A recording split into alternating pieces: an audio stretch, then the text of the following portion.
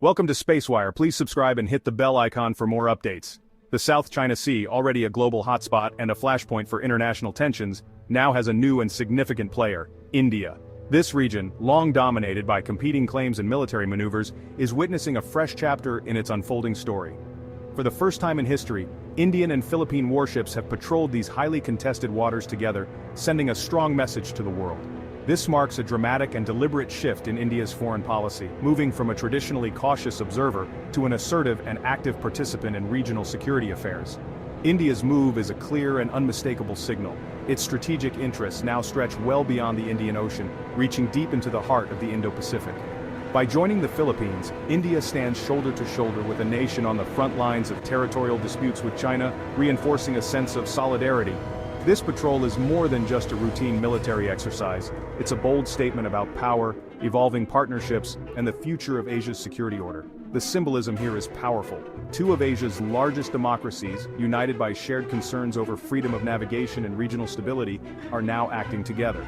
For Manila, India's presence is a significant boost, showing the Philippines is not alone in defending its maritime rights and sovereignty. This could mark the beginning of a new Asian-led security architecture, one that is less reliant on Western powers and more focused on regional cooperation and self-reliance. The timing of India's move is no accident. Tensions are running high after a series of recent clashes between Chinese and Philippine vessels, raising the stakes for all involved. India is making its position unmistakably clear. It stands firmly against coercion, supports the rule of law, and is committed to upholding regional stability and peace. The world is watching closely as India steps boldly onto the grand chessboard of Indo-Pacific geopolitics, signaling a new era of engagement and influence in the region. The South China Sea is one of the world's busiest and most valuable waterways, serving as a vital artery for global commerce and energy supplies. Every year, trillions of dollars in trade pass through these waters, connecting major economies across Asia, the Middle East, and beyond. Beneath the surface, the seabed is believed to hold vast reserves of oil and natural gas, making the region even more strategically important. Multiple countries, Brunei, Malaysia, the Philippines, Taiwan, and Vietnam, lay claim to overlapping parts of the sea, each citing history, geography, and international law to back their positions. However, China's sweeping nine-dash-line claim is by far the most controversial, cutting deep into its neighbors' waters and covering nearly 90% of the South China Sea. In 2016, an international tribunal in The Hague ruled overwhelmingly against China's expansive claims, siding with the Philippines and affirming the rights of other Southeast Asian nations. Despite the ruling, Beijing rejected the decision outright and has since ramped up its presence, building military outposts and airstrips on artificial islands, transforming reefs into fortified bases. The United States and its allies regularly challenge China's claims by conducting freedom of navigation operations, sending warships through contested waters to assert international rights. The result is a tense and dangerous standoff, where heavily armed ships and aircraft from rival nations operate in close proximity, and any miscalculation could quickly escalate into open conflict. Into this already volatile mix, India has now entered the scene, conducting joint patrols and naval exercises, adding a new and significant dimension to the ongoing dispute. The stakes for Asia, and indeed for the entire world, have never been higher, as the South China Sea remains a flashpoint with global consequences. The joint patrol was a carefully orchestrated show of cooperation. An Indian-guided missile frigate sailed alongside a Philippine patrol vessel in Manila's exclusive economic zone. The two navies practiced communication, tactical maneuvers, and coordinated drills, demonstrating seamless teamwork. Conducting these exercises in contested waters sent a clear political message about partnership and resolve. Both sides called the patrol a success, emphasizing its focus on peace and upholding international law. By linking their actions to the UN Convention on the Law of the Sea, they framed the patrol as a defense of global rules. For the sailors, it was a chance to learn from each other and build trust for future operations. This is just the first step in a deeper, more meaningful defense relationship. India's decision is the result of a major strategic rethink, a shift that has been brewing for some time now. This change is not just a reaction to immediate threats, but a long-term vision for its role on the global stage. Once non-aligned, India now sees China as its main rival, especially after recent border clashes. These confrontations have underscored the need for India to reassess its defense and diplomatic strategies. The Indo-Pacific concept, linking the Indian and Pacific Oceans, now shapes India's security outlook. This vast region is crucial for trade and security, and India aims to play a pivotal role in its stability. What happens in the South China Sea directly affects India's own interests. The region is a critical artery for global commerce, and any disruption could have far-reaching consequences for India's economy and security. By joining the patrol, India signals it won't let any single power dominate Asia's vital waterways. This collaboration is a testament to India's commitment to maintaining a balance of power in the region.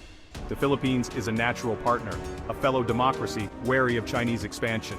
This partnership is built on shared values and mutual concerns about regional security. Earlier this year, India sold BrahMos missiles to Manila. Now they're working together at sea.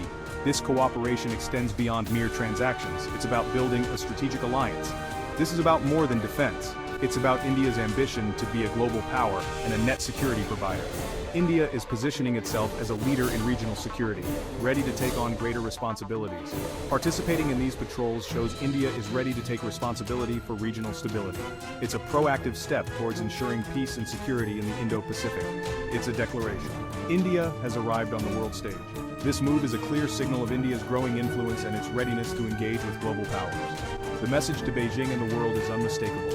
India is asserting its presence and making it clear that it will not be sidelined in regional affairs. India is no longer content to watch from the sidelines.